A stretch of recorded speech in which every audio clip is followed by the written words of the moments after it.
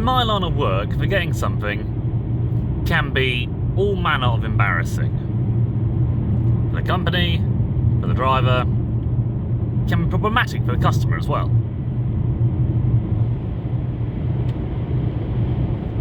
But I've always preached to be humble and to be honest. And that's why I'm going to admit something that I'm pretty sure most atheists will say, oh, that's a big problem. In a video that should be coming up this weekend, I said that science has, as of yet, not found life. Not made life of any sort. They haven't proven the creation of life by, what's it? Abogenesis? Something like that?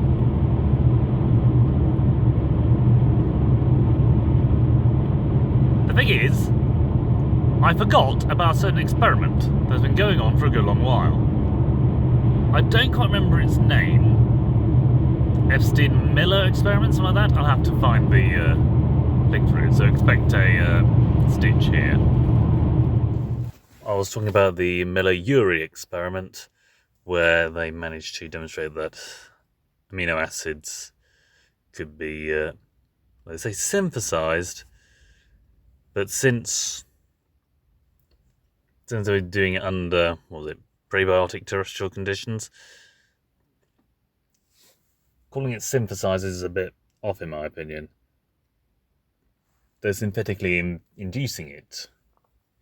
But then you start incorporating the fact that they had to do semi-natural conditions, or at least simulate that those conditions could produce such amino acids, it was, well, I suppose you could call it a synthesizing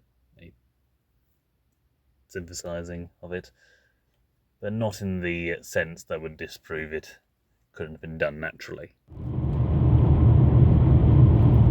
Essentially, it created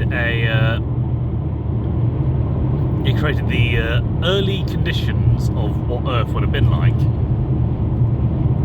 high in various gases such as carbon dioxide, ammonia, nitrogen, sulfur, all that manner of stuff. Put in a humid environment, a thick, heavy environment, and then added an ionizing factor, which sometimes used either electricity or protons, essentially ionizing radiation.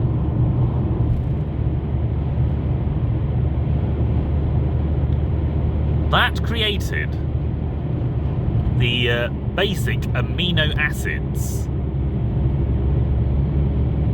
to produce life, which is the building blocks of DNA.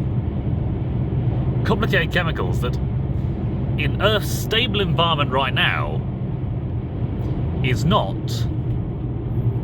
possible to produce, not without us having a great deal of fiddling involved.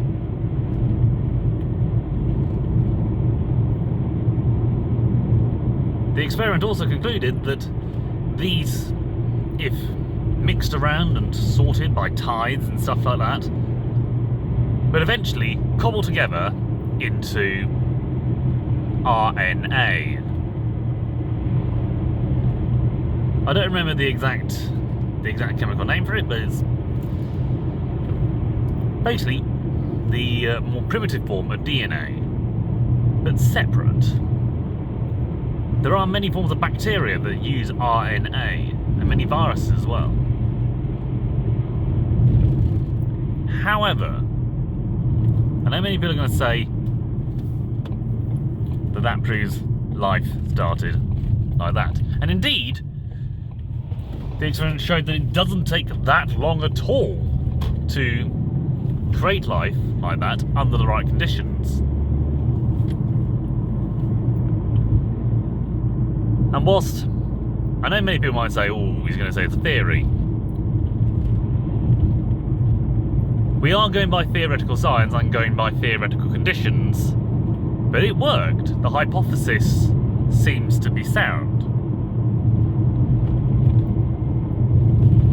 my contention is that it needs to be an odd mixture of raging and static.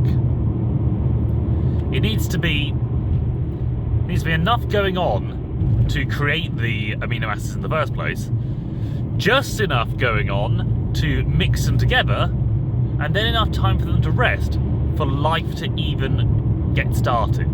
There's life on a micro level. It's far from the primordial soup, but with my experience as a taxi driver, I know there are times where you'll have odd mixtures of rapid fire, mid-fire, and just completely dead. There's no in-between. Is that possible on an early Earth? I'm willing to concede that's possible.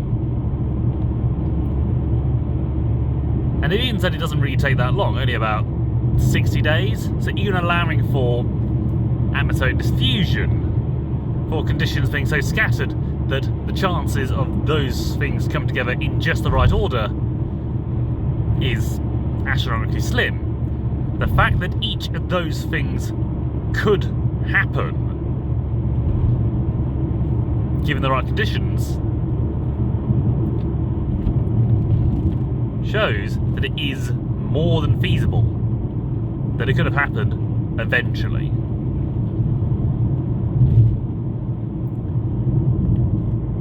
And the time window allowed is actually perfectly reasonable. Does this mean, however, that I believe this is how life was created, and therefore that God did not create the earth, and so forth?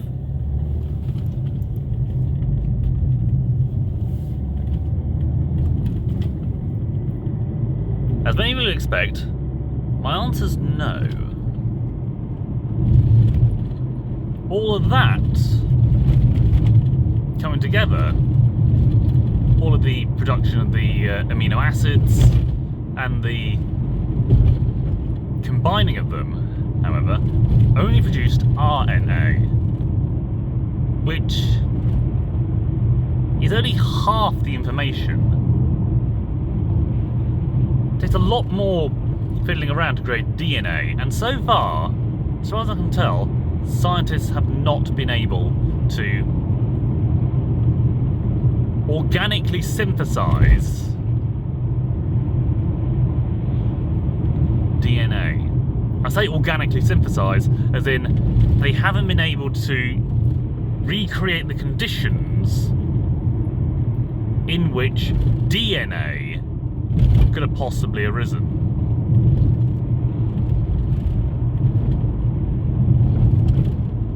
And in the earliest amoeboids used DNA.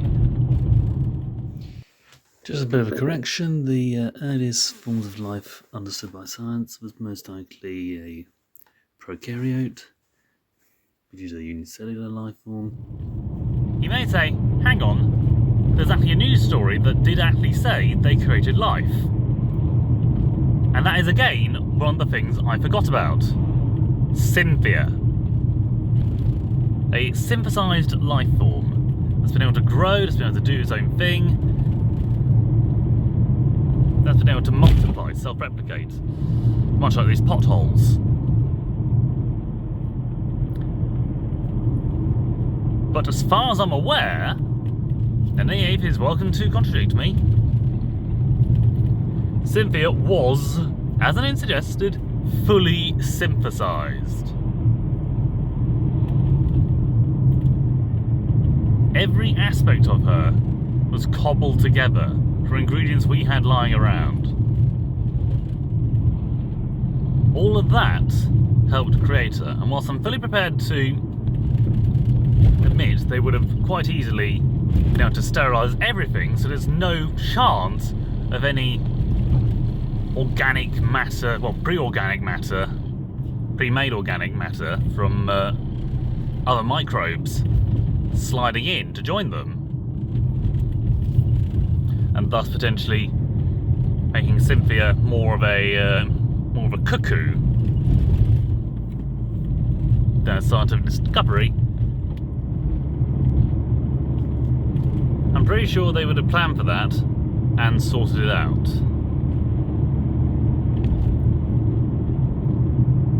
But all of these things merely show that with the right ingredients, life could start. But does that mean that it did start with the conditions as they were? The fact that scientists had to mix the elements that would have made Cynthia's DNA, Cynthia's life structure and so forth, heavily indicates that it's not as simple as all that. Could life on Earth have kick-started like that? Quite possibly.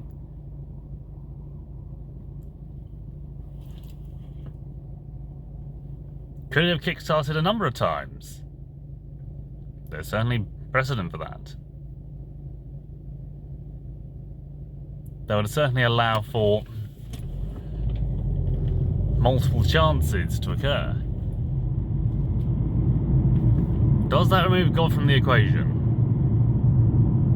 Unfortunately for atheists, it doesn't.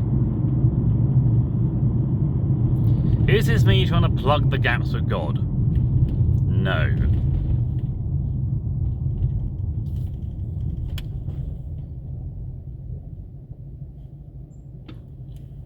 Processes occur. Things go smoothly. But strangely enough, there's still plenty of theories that say that life could have occurred out in the cosmos by other means.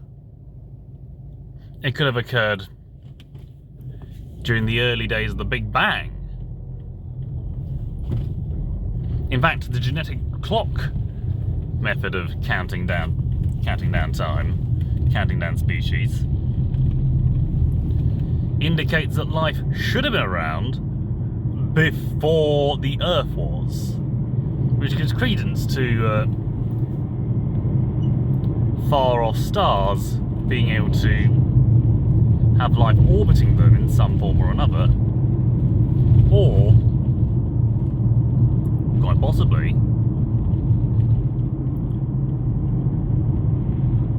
some life forms developing, or the organic material developing at the Big Bang.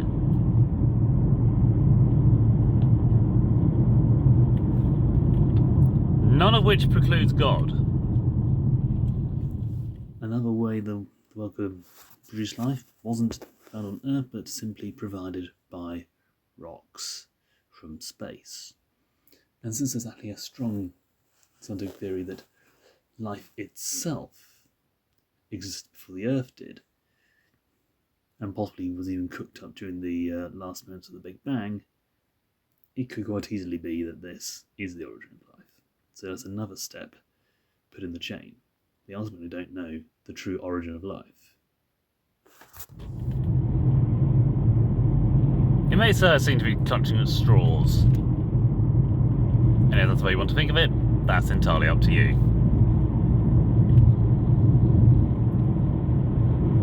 But when you consider that there are many things in life that are strange, and history is a very strange place, a god entering the equation is nothing unusual. Just to add an interesting tweak to this and mention something else that is clearly very embarrassing for people, is the war between the British town of Berwick-upon-Tweed and Russia. It's essentially an extension of the Crimean War, all down to the fact that due to Berwick's precarious position in on the border of England and Scotland, it generally has to be mentioned specifically in a similar way to Wales and much of the United Kingdom. So when Queen Victoria pledged the allegiance of England to into the conflict between Russia and Crimea. The declaration was signed by Queen Victoria by her full title of Victoria, Queen of Great Britain, Ireland, Berwick-upon-Tweed, and the British dominions beyond the sea. When the peace was declared, the British representatives forgot all about Berwick-upon-Tweed. So, strictly speaking, whilst the war only lasted about, let's see, how long was it? About 19 years, give or take. It actually lasted... I'm trying to see.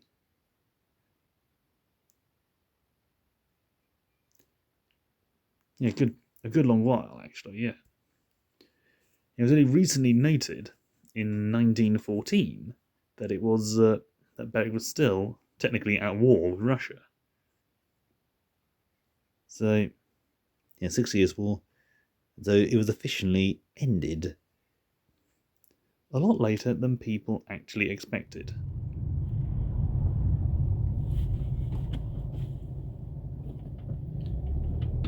That doesn't mean, though, that we can be slack in our duties, slack in our studies, slack in our care of others, slack in our Christianity.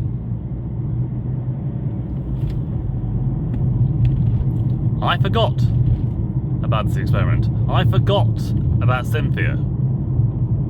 I remember that being on an episode of Have I Got News For You? It was one where Bruce Forsyth was host as well.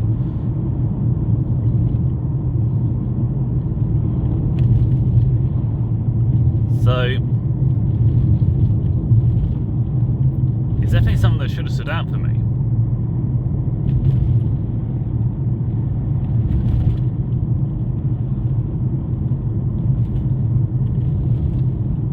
Now, am I embarrassed about it? A bit, to be honest.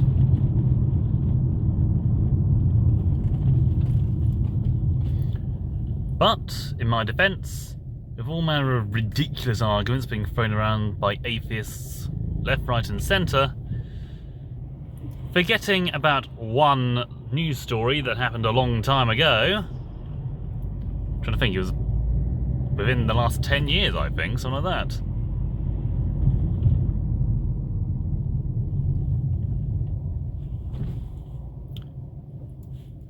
And that was at a stable point in my life where everything was rather quiet. Unlike this traffic. And then quite a lot happened since then. This is why I favour using videos.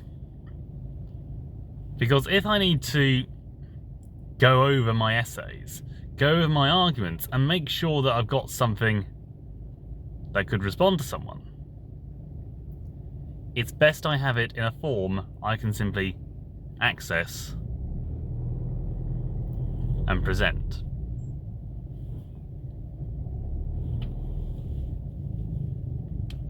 It's this sort of reasoning that means I do not get involved with the call-ins for the atheist...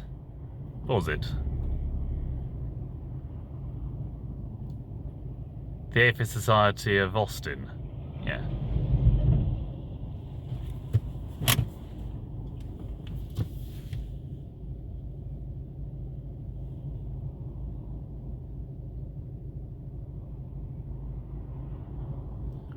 As has been shown many times, they get incredibly aggressive if you start veering off the point that they want you to make.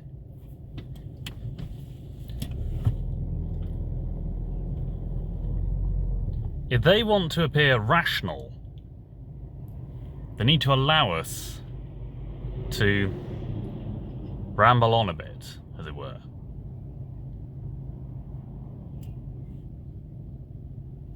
Granted, they're on a short show, and they've got to keep things flowing and entertain as many people as possible, which is bound to annoy them.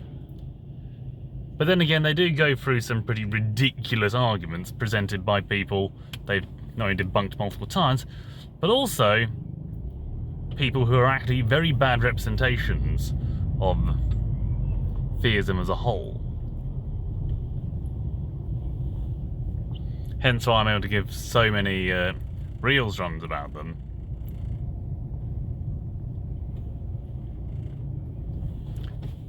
Completely failing to back up their arguments or stuff like that.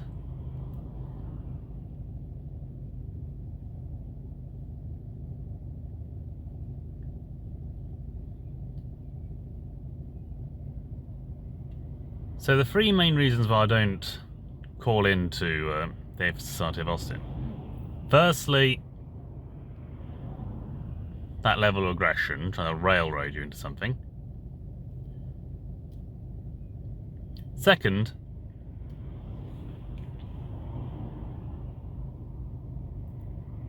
the fact they want a specific answer means I had to have specific notes nearby, something which I'm pretty sure they won't allow in the first place. And thirdly, I don't always have the time. As you can tell, I'm working a job.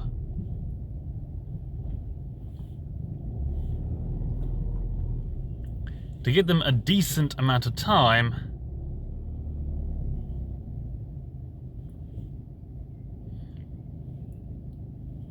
I need to allow myself that time. I can't always do that. Ultimately, they are still doing the classic thing that's happened in education for years, stating that the monkey is the most intelligent animal because it's the only one in the class that can climb a tree. Bear in mind, that class includes a fish, a hamster, a dog, and an elephant.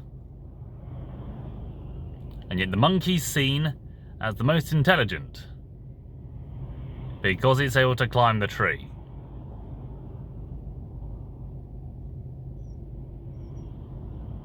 That's not equality. That's not allowing us a chance. That is railroading.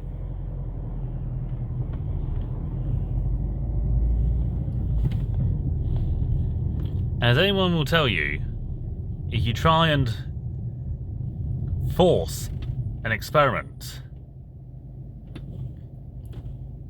to produce the result you want, then that doesn't mean it's guaranteed to happen in the wild. That's something I learned off Mythbusters. Sometimes there are things that can be instigated and made even to seem plausible. But even if they manage to get the situation to work entirely, that does not in any way, shape or form guarantee there's anything other than busted.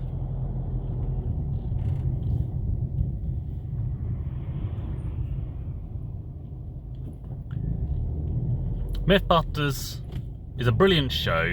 Shame it's no longer producing new episodes, but it helps people understand that even if you can create the situation where the myth could have happened,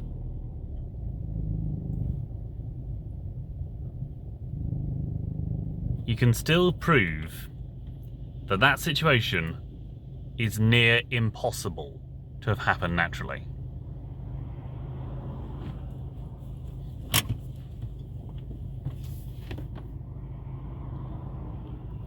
So just because scientists have been able to create life in a certain area,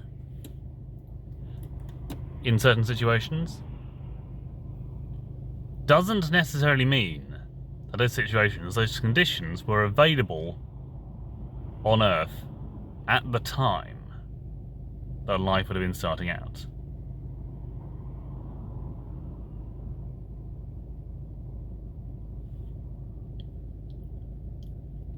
And unfortunately, so many other conditions had to arise to allow for it. And the chance of us finding life elsewhere in the universe is surprisingly slim. So I'll leave that thought with you. And just remember, keep notes of things, both that are for your argument and against it, because you never know when they'll be useful. Stay humble, stay safe, and God be with you, my friends.